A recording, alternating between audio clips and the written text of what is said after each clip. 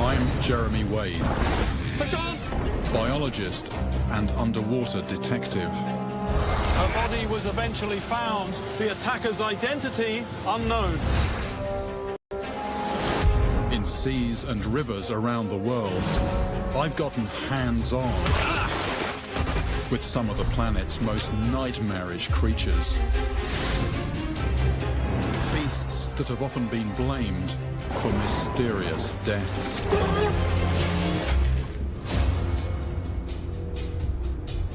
But this time it's different.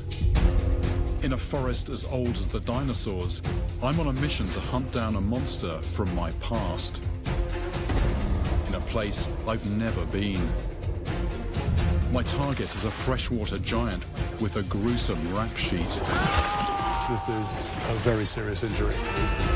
And I'm not letting up till I've settled an old score. It's fish. And it pulled a cow? It pulled a cow into the water.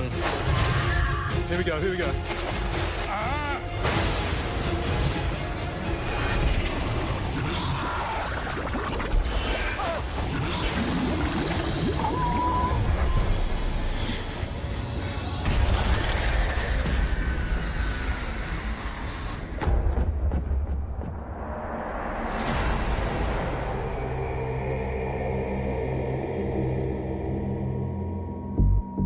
From a remote lake in Malaysia, Southeast Asia, comes a disturbing report of a double tragedy. The sun is out and the water is calm. But something isn't right.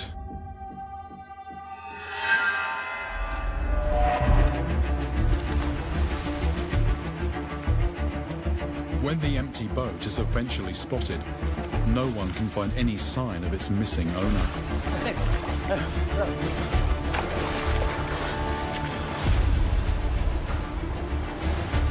A dive team is called in, fully equipped to scour the depths.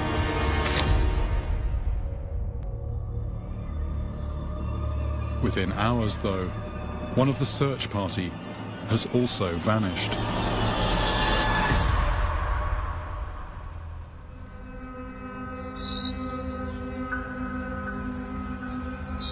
It takes another day to locate both victims.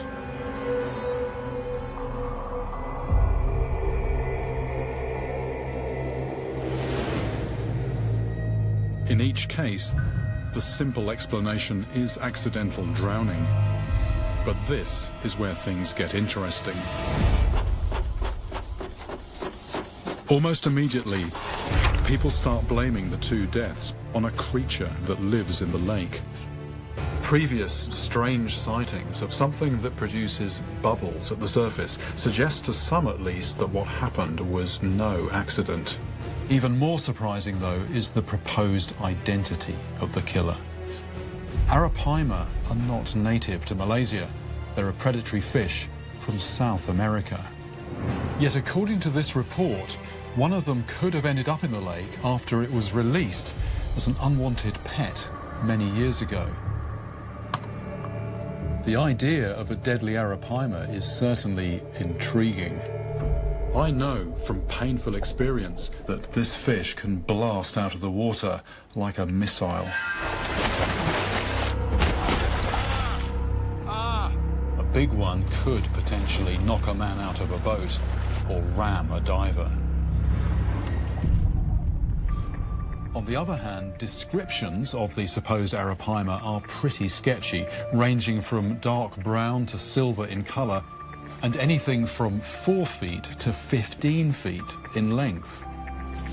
Then there's this internet photo claiming to show the captured beast. Sitting here thousands of miles away, it's hard to judge it, but I have to say I'm sceptical. So is there really a rogue Arapaima on the loose? And if so, did it have anything to do with the two deaths?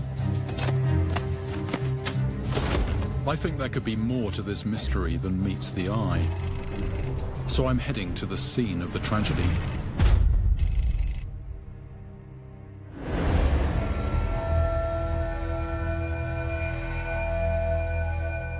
Created some 30 years ago to provide hydropower, Malaysia's Lake Kenyir is said to be deeper than Loch Ness. Entombed within it are the remains of 13 flooded villages. I often get vital clues from villagers, but out here, there doesn't appear to be a living soul.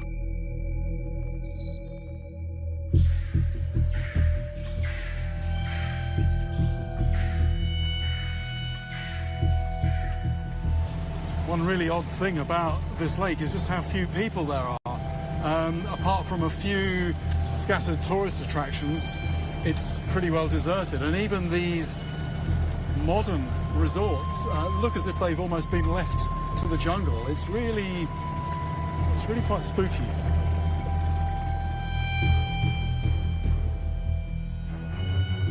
In their native Amazon, Arapaima stick to shallow lakes and slow-moving rivers. So my immediate instinct is to check out the quiet backwaters.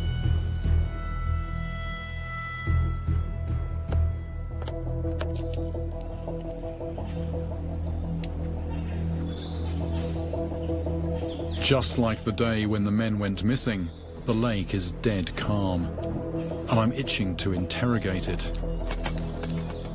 the way I know best.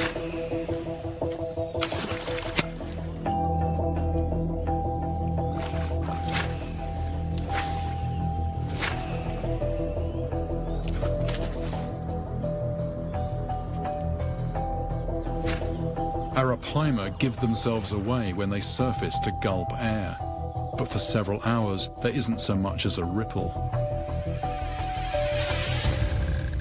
Have I perhaps bitten off more than I can chew? With hundreds of islands and hidden coves, Kenyir is more labyrinth than lake. Searching it thoroughly could take a lifetime. But my boat driver, Arman, reckons he knows someone who might have a lead. Khairul Abu Bakar is a wildlife guide who spent 10 years recording everything that lives in and around the lake. Elephants, black panther, Wow. Tiger. tiger. Are there many tigers here? I think so, because we found lots of footprints. To me, I mean, who are they? They are the Batik tribe. They live in the forest. They don't live in the towns and no, the villages. Stay in the forest, but they migrate from the one place to one place, looking for food. I'm intrigued by these batek, but it's a big fish I need to focus on. I'm wondering about what's under the water. Have you ever seen an arapaima? I heard rumors about Arapaima a few years ago, but I never seen it. So all the time you spend in the water? Just heard the story, but I never seen it. I see What Khairul tells me next, however, completely blows open my investigation. When I was young, we go to picnic. We saw a group of cows go to the edge of the water and get some drink. And suddenly, something big, like a crocodile, come up from the water and catch the baby cow and pull it into the water. But it's no crocodile. You don't no have crocodile. No crocodiles No here? crocodile. So you're saying it's a fish? It's fish. It's fish. And it very pulled a fish. cow. It pulled a cow into the water. Mm-hmm. Your whole family saw Yeah. it. Do they have any? Do you have any idea what it was? We call it tapa. Tapa. Tapa. It's a very big fish. The tapa is the only fish that's ever beaten me. In India, where human limbs have been found in its stomach, it's known as the sareng. Many Hindus regard it as sacred and say you must leave it alone. It's still there, I can feel it. Whoa. It's off, it's off, it's off. Perhaps I should have listened. Ah! The more I tried to catch it, the more I seemed to be cursed. Oh! Right to the bitter end, I was left empty-handed. That could be the net result of my return to India, a broken line. Capable of growing as long as a man, the tapa is Malaysia's biggest freshwater fish. Unusually for a catfish, it's known to gulp air.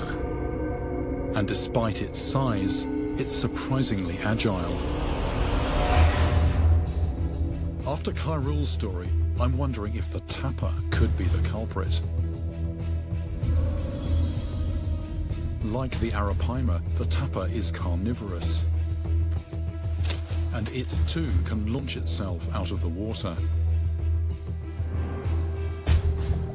But which, if either of these two predators, arapaima or tapa, is actually stalking this lake?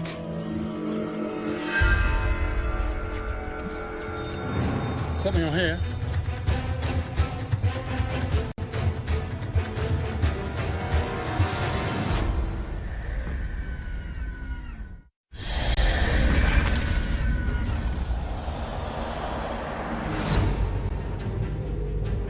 A double tragedy on Malaysia's Lake Kenyir has stirred up speculation about a giant fish.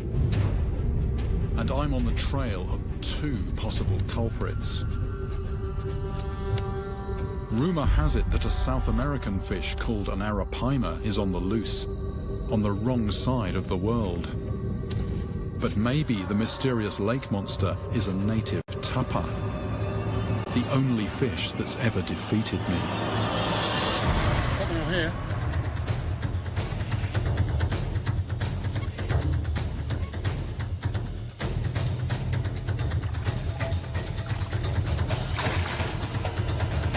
I'm going to swing it in the boat. I've hooked a third predator for my list. Quite a feisty thing. What it lacks in size, a snakehead more than makes up for with aggression. Those teeth they're like daggers, really. They are capable of actually sawing pieces of flesh out of another fish. It's a bit like the teeth on a saw blade. If they shake the head side to side like that, they can actually rip a piece of flesh out. Very aggressive when it comes to protecting their young. They've even been known to go for people. But despite its attitude, this fish is not one of my suspects. Although it's called the giant snakehead, these grow to a maximum size of about 40 pounds, something like that. And at that size, there's no way that a snakehead could jump out of the water and pull somebody from a boat.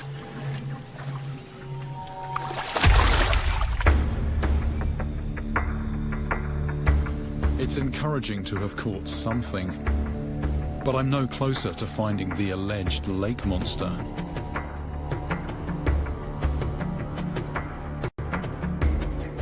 Any kind of lead would be welcome. I'm hoping that whoever lives in this floating houseboat might have some information. The owner is a fisherman named Moksan, who tells me he's lived here since the lake was created. You ever see anything strange in the water? People say that there's arapaima in here. You ever seen arapaima? Waktu saya tinggal jaga dulu, saya duduk itu tengok mati sana, saya laki belum. Like Khairul, he's heard the rumours about an arapaima, but hasn't seen it himself. He says that even though there's a large bounty on its head, no one has ever cashed in. Tapi sampai sekarang tak tahu orang dapat lagi. Another fish I'm interested in is the tapa. Have you ever seen or heard stories about them taking fish or animals from the surface of the water? Saya tak berani tengok lagi. Saya tengok orang cakap itu tapa makan. Before the valleys here were flooded, there were apparently many tapa in the rivers. Moksan recounts stories of them grabbing dogs and wild pigs. Itu tapa kasih makan dia anjing. Dia cakap ni macam lah. Tapi bahaya tu, itu air saya boleh naik tinggi ni macam, sekali naik ni macamnya. Takut loh. But it sounds like the lake could also be harbouring a very different kind of killer. And this one is no fish. Di mana? Oh, ini macam saja. Sekejap dia. Well, we were just talking about attacking things on the surface, and he's just said to me, what you've got to worry about here is something else. And at first I thought he was talking about a whirlpool. Apparently it's not a whirlpool, the water isn't turning, it actually bubbles up, and it starts fairly small, but it spreads to cover an area about 40 feet across. That's actually wider than the width of this boat here, and he says you get sediment and air and all sorts coming up from the bottom. Certain deep lakes are known to belch deadly gases. He says it's very scary, it's very spooky, particularly if you're on a small boat, you don't want to be anywhere near it. Could this strange phenomenon explain the missing boatman? One thing that's becoming clear to me is that this lake is even more mysterious than I thought it was. Moksan's warning has put me on edge. The more I get to know this place, the more sinister it feels. But maybe at last I'm about to get a breakthrough. Tipped off about my investigation, a witness has come forward. Someone who claims to have seen and photographed the elusive lake monster.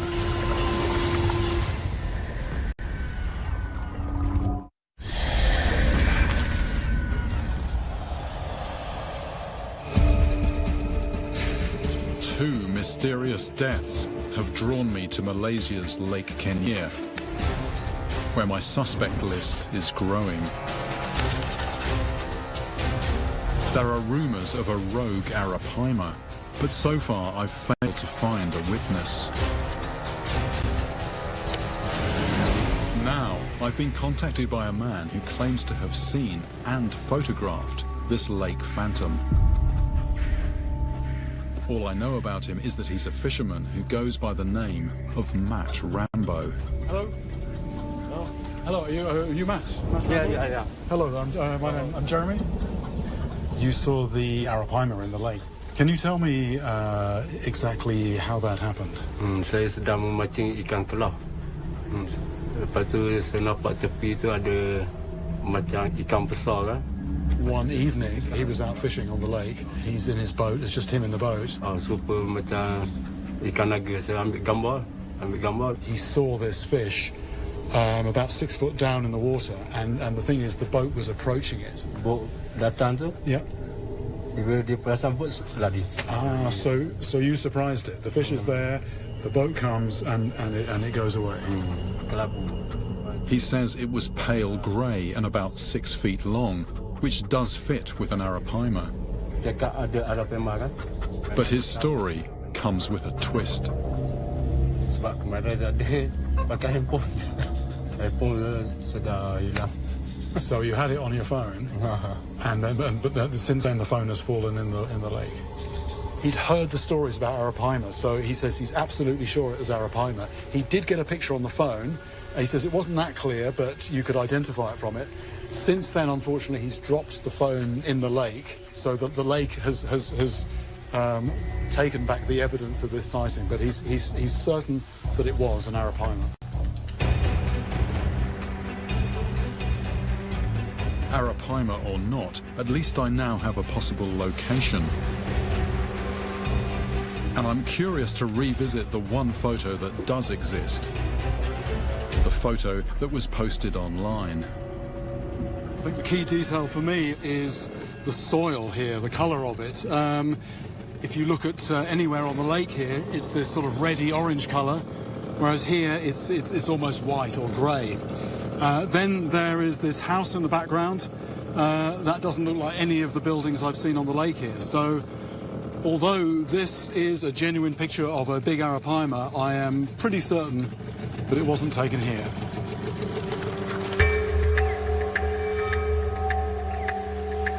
If some kind of creature really is to blame for what happened, then I'm almost certain that it's not the fish everyone's been talking about.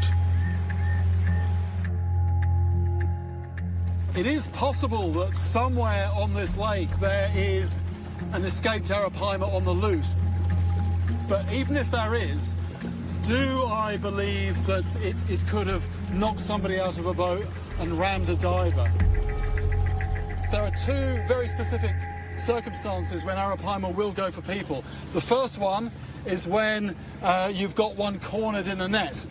The second circumstance is when the arapaima are defending their nest. Now, here, nobody tries to net arapaima, and in order to have a nest, you have to have two individuals which find each other somehow and form a breeding pair.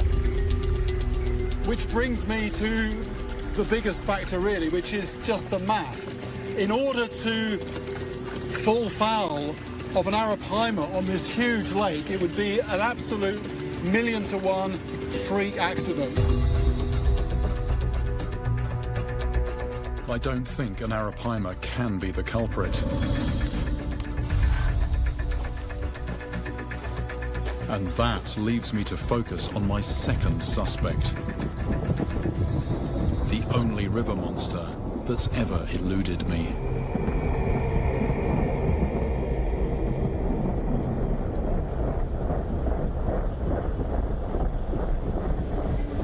Tapa can certainly grow big. Okay. But do they deliberately attack people?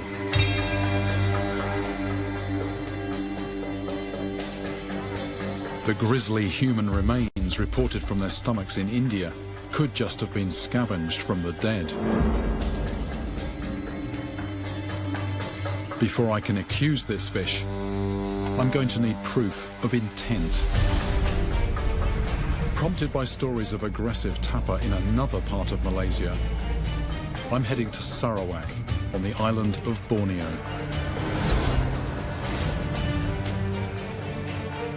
Tapa also live here, not in empty backwaters, but in busy rivers where people live, work, and play.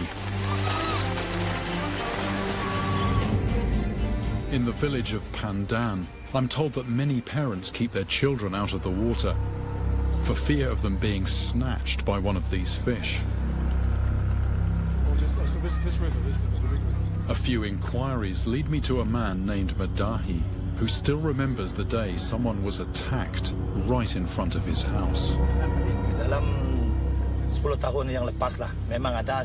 So this was a young boy, 3-4 years old.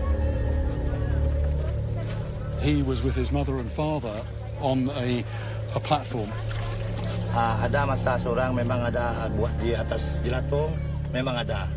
Tidak banyak ikan apa lah. Both parents are busy with their daily chores. Memang di atas jelatong. Ada juga di rumah, tidak semua lah. They don't let kids here bathe on their own. They're always sort of supervised to some extent. Kami main-main ikan keluar, dia bawa macam gelembung. Madahi describes bubbles at the surface. Nampaknya keluar dalam itu ikan. This is a key detail for me, since tapa are thought to control their buoyancy by gulping and then releasing air. 3% sejak mandi di jelatong. There's a splash. Something's grabbed him by the leg. The boy could easily have vanished. But his quick-thinking father pulls him to safety. If he hadn't done that, the child could well have disappeared. And this definitely wasn't a crocodile. Bukan. No. So this was a fish. This was ikan tapa. Iya. Memang ikan tapa. There were marks on his leg. This was a fish that they estimate would have been 60, 70 pounds in weight or something. And this happened just a couple of 100 yards down the river from here. Madahi's account adds to other reports from along this river of a fish that attacks ducks, dogs, and even boat propellers. But what I discover next is in a different league.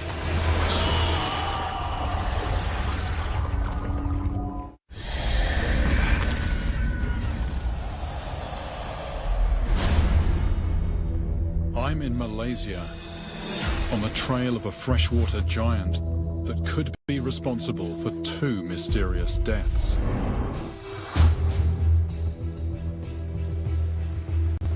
The tapa is a fish that's cut through my line before. Oh! It's off, it's off, it's off. And I'm determined not to let it get away a second time. On a busy river in Borneo, I've already heard stories of tapa attacking boat propellers and even children. Now I'm trying to find out if it's bold enough to target a full-grown person. People say that you have a story about somebody in the water. Nia Leng, a village elder, tells me that with this fish, even adults are fair game.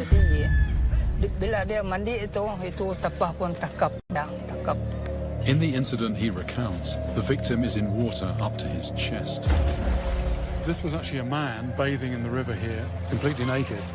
Orang itu kena tangkap itu ikan tapa. And a tapa bit him in the groin.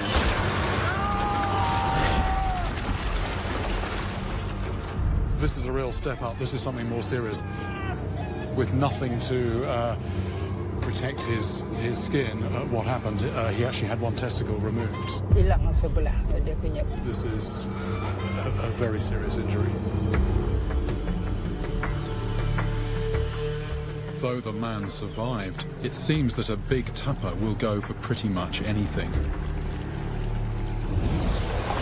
Even if it occasionally ends up with more than it can swallow.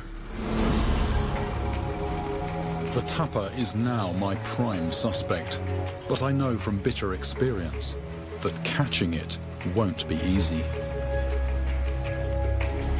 In theory, a lure that mimics a small fish should trigger a predatory response. And by towing it behind the boat, I can cover large stretches of river.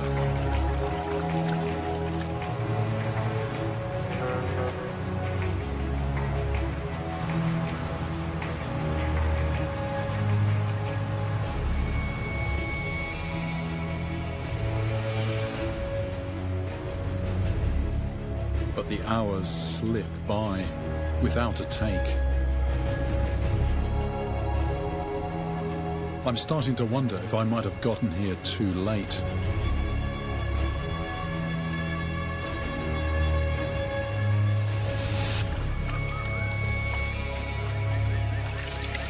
This river is the first place where I've heard stories of tapa actually going for people. So it's clearly a fish with attitude, but what's equally clear travelling along the river is the sheer amount of fishing pressure. Everywhere you look, there's lines going into the water, there's nets. So the question facing me is whether the big ones are still actually here. Sticking around on this heavily fished river feels futile. But where on earth do I go next? The tapa is the only fish that's ever defeated me. And to put that right, I'm ready to take a gamble. The batik stripe. Doubling back, I return to the mainland, where I've obtained special permission to visit a tribe of hunter-gatherers who live deep in the forests of Taman Negara.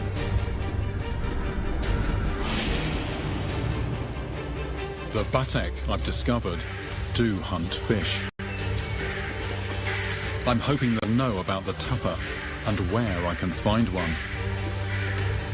But I've no idea if they'll welcome an outsider.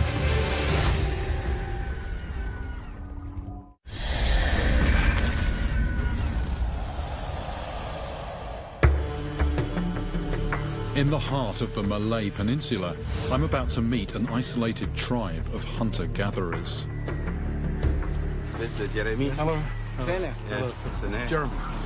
The batek are a remnant population with ancient African roots. At Kampung Au, they seem friendly enough. And our conversation soon turns to the tapa. So it's a very long fish, a big one. Could be the length of this table? Yang Same size? besok aku tengok tadi di sana. Ada, memang ada. Ada ya? Ada. Ya. Before long, my guide Roslan and I are hearing all kinds of hair-raising, first-hand accounts. Kayu banyak. Lagi itu. Okay.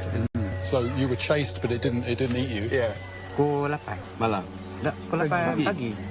Nak mudik ke sana. Ke sini. So it's not a log or a tree. Something hit the boat.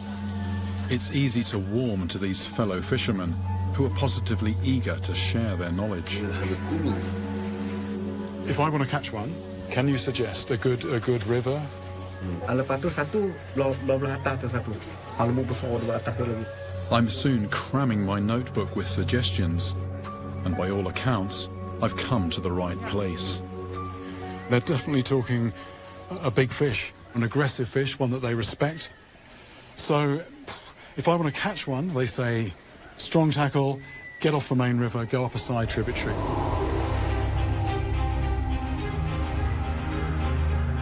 Taking the Batek's advice, I head deeper into the forest. The water looks perfect for fishing, but I know this can change quickly if it rains heavily.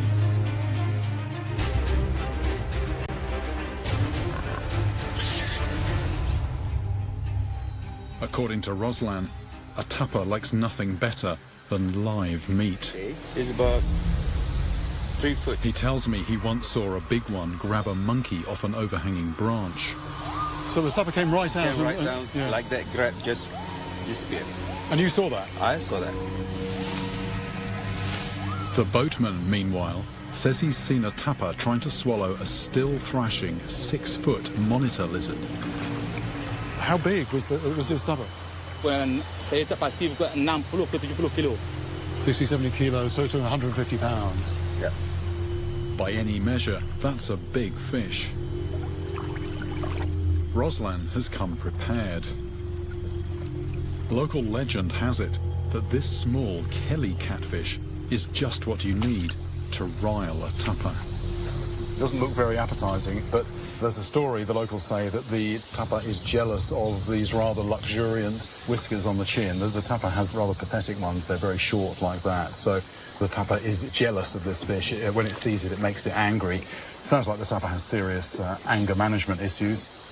Let's hope it works.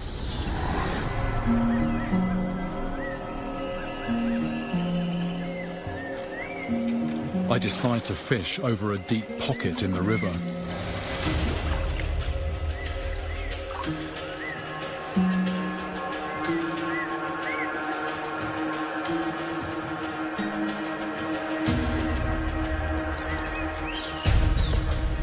And within minutes, something powerful has hit the bait.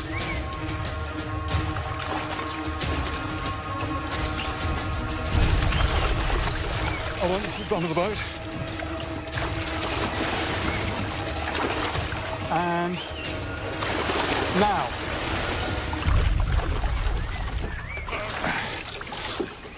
We got a snakehead. The float just vanished, and I thought it's got to be a tapper. I was using a large bait that engulfed a 3-pound catfish. And it just reminds me that fish are not like us. We cut things into bite-sized lumps and chew them. Fish very often just swallow something whole. Powerful, muscular fish. And you can see why they call them snakehead. That head is just like a snake's. I'm pleased with that, very pleased with that.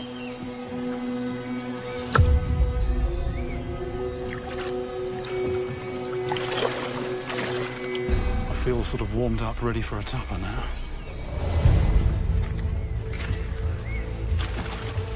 Clearly, there are predators on the move. But after a promising curtain raiser, I'm failing to draw the main act out of the shadows. It looks like I could be in for a long night. Local fishermen like Roslan simply tie their lines to flexible branches and don't come back until dawn. But that's not my style. If I hook a tapper, I want to bring it in quickly, get a good look at it, then release it unharmed. So I'm placing my baits carefully on the edge of deep water and then running the lines back to my rods on a small, clear space on the opposite bank. A little bit, that's it, that's good. Leave there. What will happen is that the weak line now will break and I'll be into a fish. That's the theory anyway.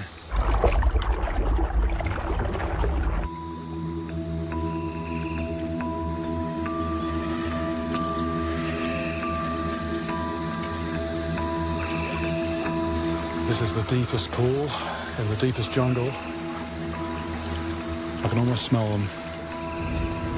Maybe this is going to be tonight.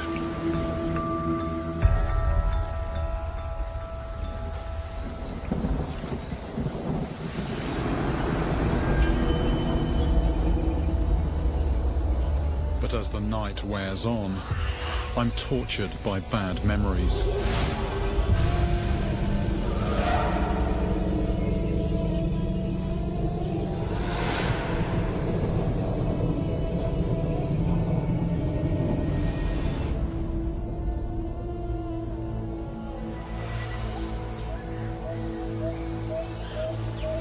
Daylight brings a mixed result.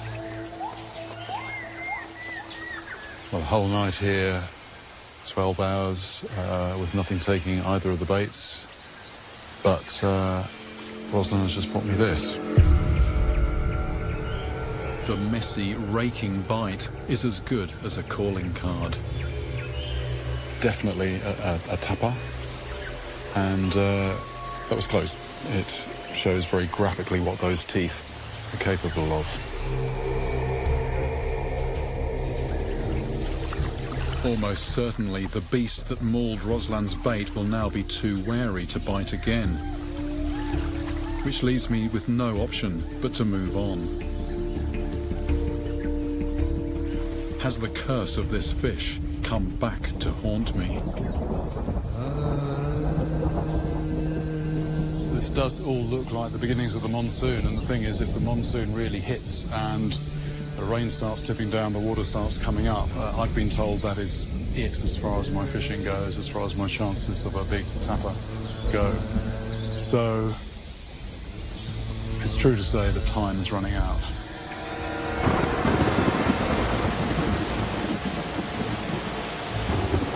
As I race to find a new fishing spot, the monsoon launches its first big salvo.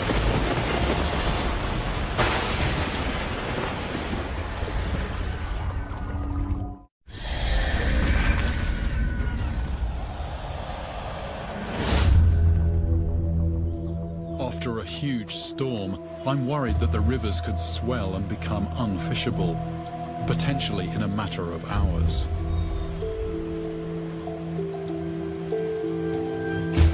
Setting up on the bank as before would eat precious time. So I decide to moor up and fish from the boat.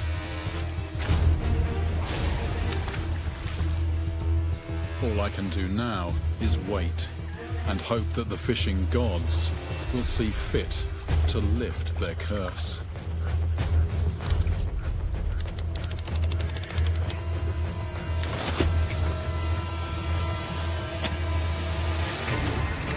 We got a fish. But there's work to do. It's on a tree. Just go above it. It's round a tree, I think. Okay, keep in the middle. Out in the middle, please. It's coming up, it's coming up.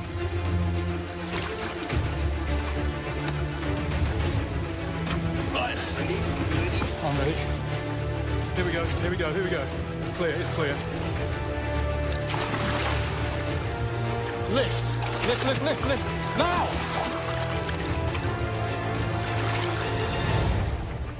We have it. We have it. Tapper. We have it. Let's go to the bank.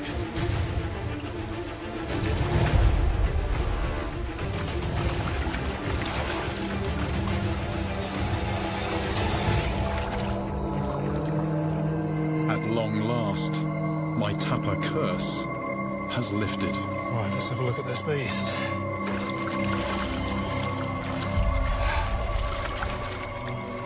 lengthwise, it just goes on and on.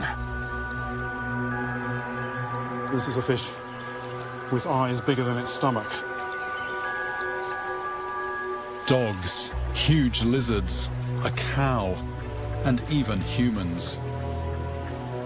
I've heard enough about its feeding habits to know that this is a beast that means business. So what about the boatman and the diver on Lake Kenyir? Did they, in fact, fall foul of a tapa?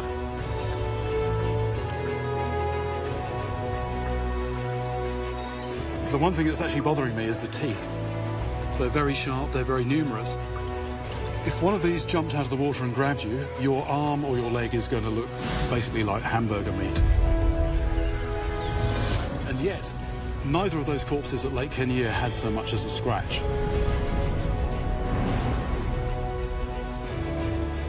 For so long, this creature has been my nemesis. But that doesn't make it guilty of homicide. Maybe for once, the real culprit isn't an animal.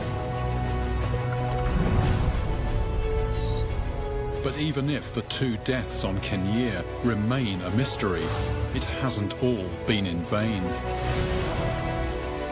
At long last, I've finally caught it. The tapa is no longer the one that got away.